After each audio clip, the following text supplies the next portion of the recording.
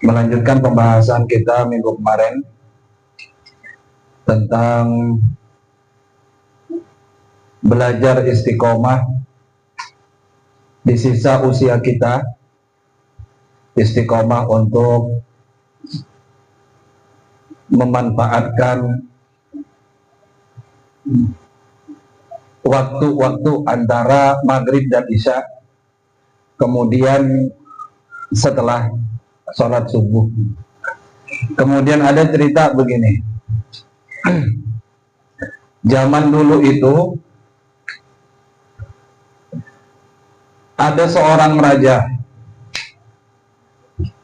Jadi setiap dia punya anak laki-laki, kemudian anaknya dewasa, setelah anaknya dewasa, anaknya malah pakai baju yang terbuat dari bulu domba, baju wol. Kemudian dia berkelana memilih hidup zuhud, gak mau di istana. Jadi setiap punya anak begitu. Akhirnya kan rajanya kemudian gundah gulana. Dia manggil seluruh menteri-menterinya, kemudian para gubernur dipanggil sama dia.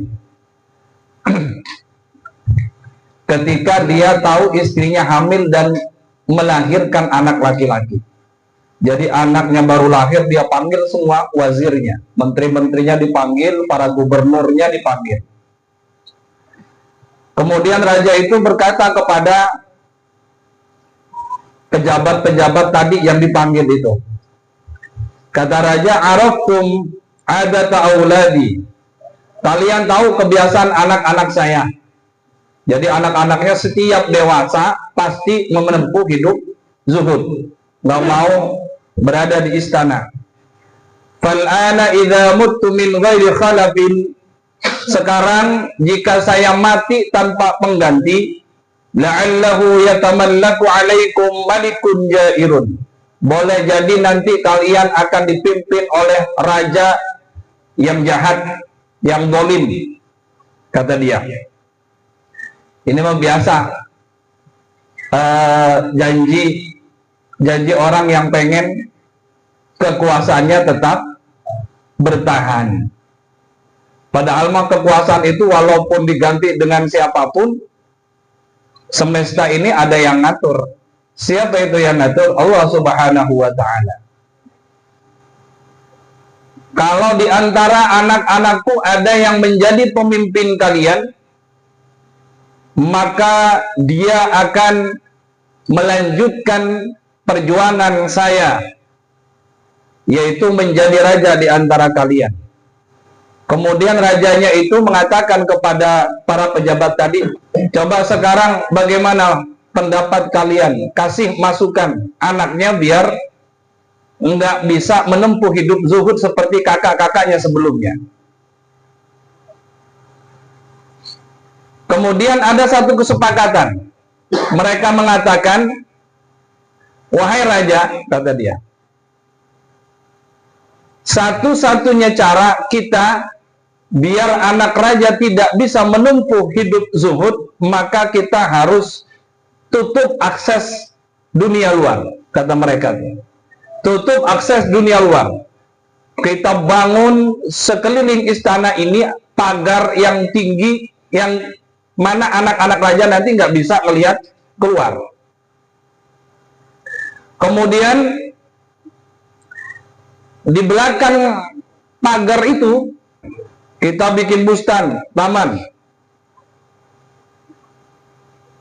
Jadi ada tembok, kemudian di belakang taman. Jadi anaknya itu nanti kalau melihat dari atas tembok, yang dia lihat cuman taman, tanaman. Jadi nggak lihat orang sama sekali. Kemudian ketika anak tadi yang baru lahir itu sudah dewasa, dia makan sendirian, minum sendirian. Dia juga bergaul dengan saudara perempuannya dan teman-temannya yang sengaja dipanggil oleh raja untuk masuk ke istana. Pokoknya itu dijaga betul tuh anak.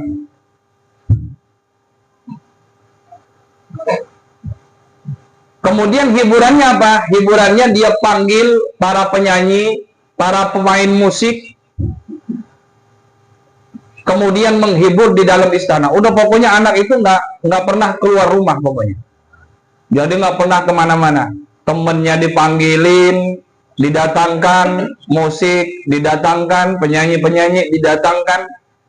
Untuk apa tujuannya? Agar hatinya cinta sama dunia. Di antara cinta sama dunia kan, di antaranya adalah musik-musik dan para penyanyi-penyanyi wanita.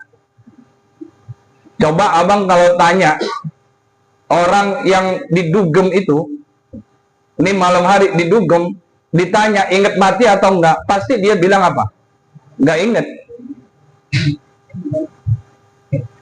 Pasti enggak inget mati. Kesenangan. Gimana inget mati? Orang musik gedak jeduk gedak jeduk, pokoknya happy, minuman memabokkan, happy pokoknya. Orang kalau sudah happy seperti itu, pasti dia nggak inget mati, pengennya hidup panjang, lupa daratan. Jadi lupa daratan itu namanya orang yang sedang cinta sama dunia. Kemudian usulan yang seperti itu disetujui oleh raja. Dia bikin tuh. Dia bikin tembok, kemudian di belakang tembok itu ada taman. Lalu setiap saat teman-temannya dipanggil bermain dengan dia. Sesekali dia datangkan penyanyi, kemudian alat-alat musik, orkesan, dangdutan di dalam istana itu. Kemudian pada suatu hari tuh, anaknya itu bertanya kepada para penjaga di istana itu. Lama-lama orang kalau dilarang itu kan penasaran ya kan? Pasti penasaran. Orang kalau dilarang pasti penasaran. Pokoknya apa saja kalau dilarang pasti ada yang melanggar. Kenapa? Karena penasaran. Itu anak nanya kepada penjaga istana. Dia nanya, Pak penjaga, itu kira-kira yang di belakang tembok tinggi ini, di belakang taman hutan ini kira-kira apa? Kata penjaganya, manusia. Kemudian dia bilang begini, emang ada manusia di belakang tembok ini, ada manusia? Ada. Ya udah, kata dia, saya minta tolonglah sekali saja, saya izinin mau keluar, mau ketemu sama mereka. Kata sang penjaga, ini masalah besar kalau sampai ketahuan sama raja. Kata penjaganya, jangan izin ke saya, pangeran, izin aja sama raja. Kalau raja boleh silahkan keluar. Ternyata dia minta izin ke bapaknya, diizinin keluar dia, tapi dikawal ketat. Di perjalanan dia ngelihat orang tua, yasilu lu'abu ala sadri, orang tua yang meler, jadi ngiler, ludahnya sampai ngeces ke dadanya, Kalau orang tua kan begitu. Kalau gigi ini nggak ada nih, kita mah nggak bisa nahan nih, udah saya aja di sini nih habis nih. Kalau zikir mimpin biasanya atau ceramah itu suka nampes itu. Iya, karena emang nggak ketahan. Padahal cuma geraham kanan kiri. Itu gimana orang yang nggak punya gigi? Jadi ngeces. Qad dha'ufa wa kalla basaruhu wa taqusu dhahruhu. Jadi orang tua itu udah lemah, penglihatannya udah buram, kemudian punggungnya udah bengkok, udah bungkuk. Qad ijtama alaihi dzubabu. Di samping itu udah dilalerin, namanya ngiler sampai ke dada-dada, udah mata nggak ngelihat, dilalerin. Kemudian itu anak raja nanya ke pengawalnya. Kata anak raja, ma asaba hadza. Kata dia, Pak, apa nih yang menimpa orang ini apa? Kata pengawalnya, qad adrakahul kibru wa sara kama tara.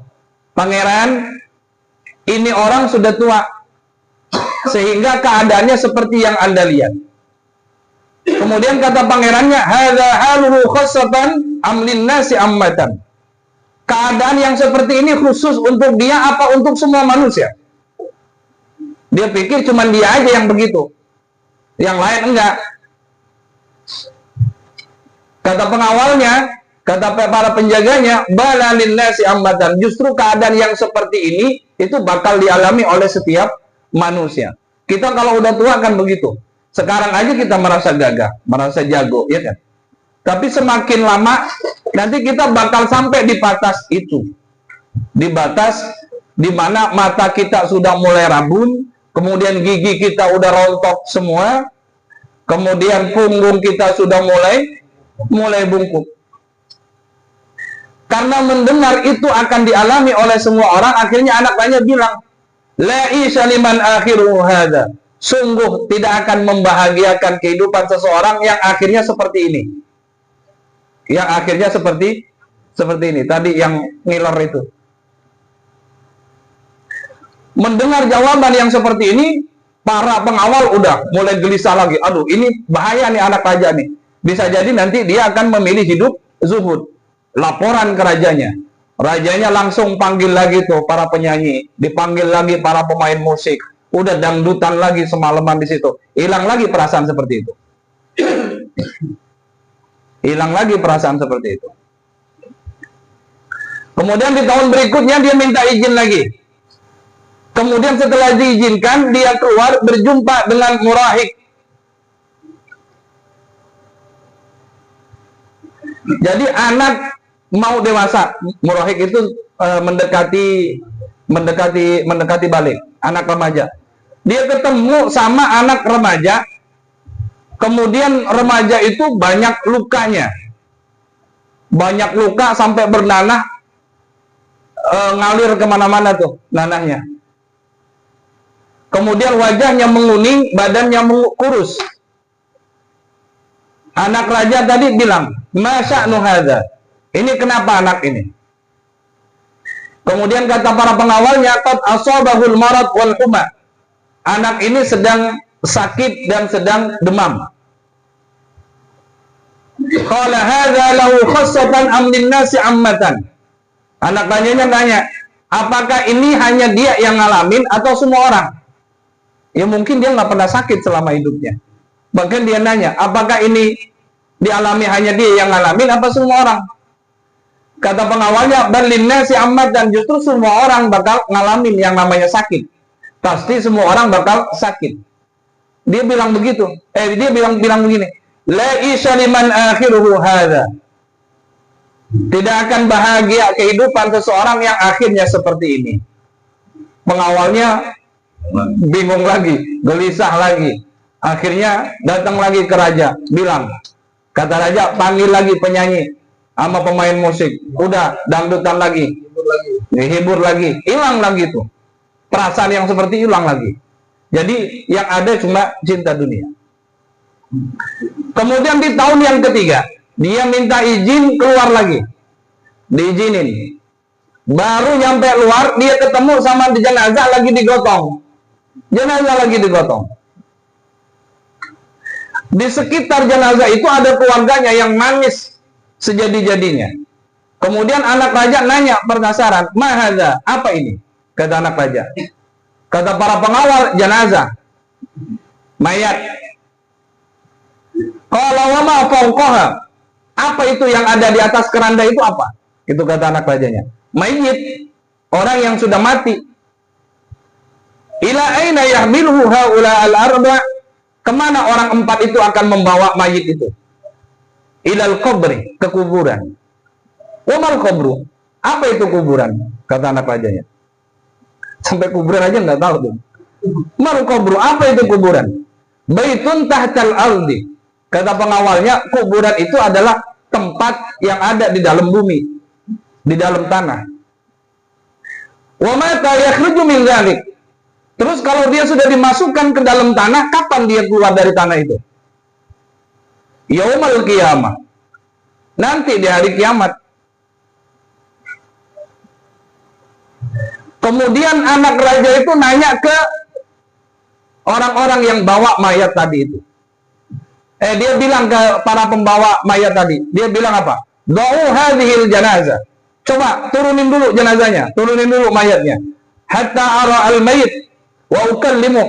Saya ingin melihat mayat itu dan saya ingin ngobrol sama dia.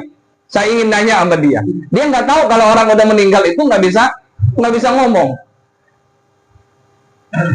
Udah diletakkan mayatnya, kemudian dibuka wajahnya.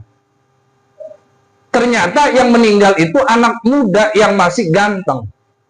Anak muda sudah meninggal dunia. Dia anak raja dengan polosnya nanya, "Ya syab ma asobak." Itu bilang ke mayatnya begitu. "Ya syab ma asobak." Wahai pemuda, apa yang sedang menimpamu? Falam yarudda alaihi syai'an. Namanya mayat nggak ngejawab apa-apa. Kata dia, anak muda, kenapa? Mayat mah diem aja. Kalau sampai jawab kan malah bahaya, ya kan? Faqala ma lahu la yukallimuni. Akhirnya dia nanya tuh begitu nggak dijawab, langsung nanya ke pengawalnya, orang-orang sekitarnya. Kenapa dia nggak ngejawab? Saya tanya kenapa dia nggak ngejawab. Itu kata anak raja begitu. Akhirnya para pengawalnya bilang, innal mayyita la yaqdiru 'alal kalam. Orang yang sudah meninggal itu nggak bisa ngomong, nggak bisa bicara. Anak raja nanya lagi, fa aina qabruhu fa'miluni hatta ara. Ya udah kalau begitu di mana kuburannya? Saya ikut, saya ingin lihat, kata dia. Udah, dibawa itu jenazah, terus anaknya raja itu ikut sampai ke kuburan. Melihat kuburan seperti itu, udah siap, anak raja nanya, hadza qabruhu ila yaumil qiyamah. Apa ini kuburannya sampai nanti hari kiamat? Kata dia. Kuburan kan paling berapa? Ya kan sepas badan kita. Anak rajanya kaget. Kenapa? Karena hidupnya dia serba mewah. Dalam istana, kemudian teman-temannya banyak, orang-orang yang menghiburnya banyak. Ngelihat tempat sampai hari kiamat sekecil itu. Kan kaget dia.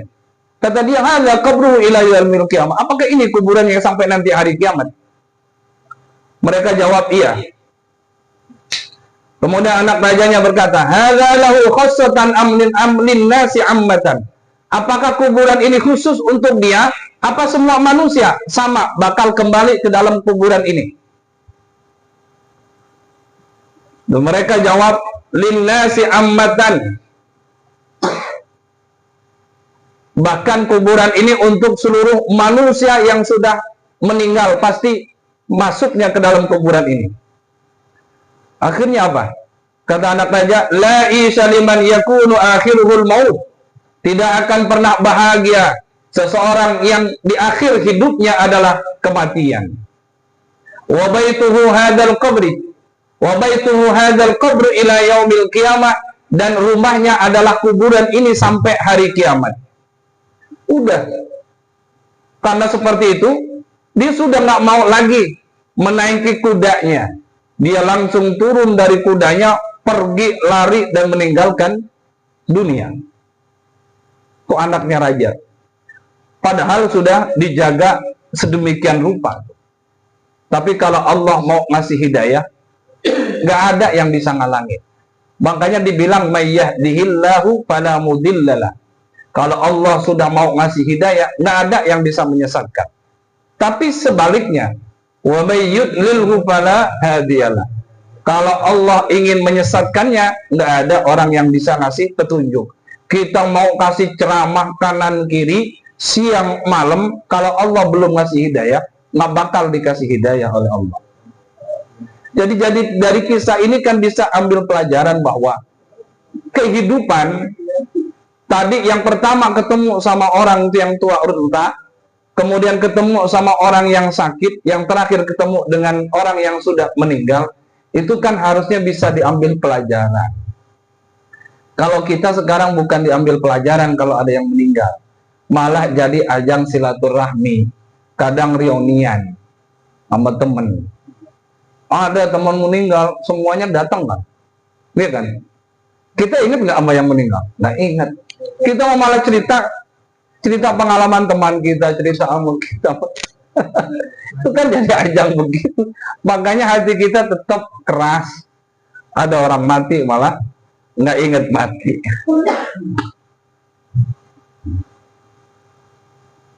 Kemudian yang kedua pelajarannya, jadi musik, kemudian nyanyian itu bisa mengeraskan hati. Itu bisa membuat hati kita keras, lupa sama kematian. Ini kata tadi nih. Kata tadi bukan kata saya. Kalau saya bilang ntar malah masalah lagi. Ini kata ini. Makanya kan ketika dia merasa dia ingat akhirat, langsung didatangkan penyanyi, didatangkan musik. Akhirnya happy lagi, senang lagi, kan hilang. Kemudian dia lupa lagi sama akhirat, cintanya sama dunia. Makanya kalau ulama-ulama dulu nggak mau. Wallahu a'lam bishawab.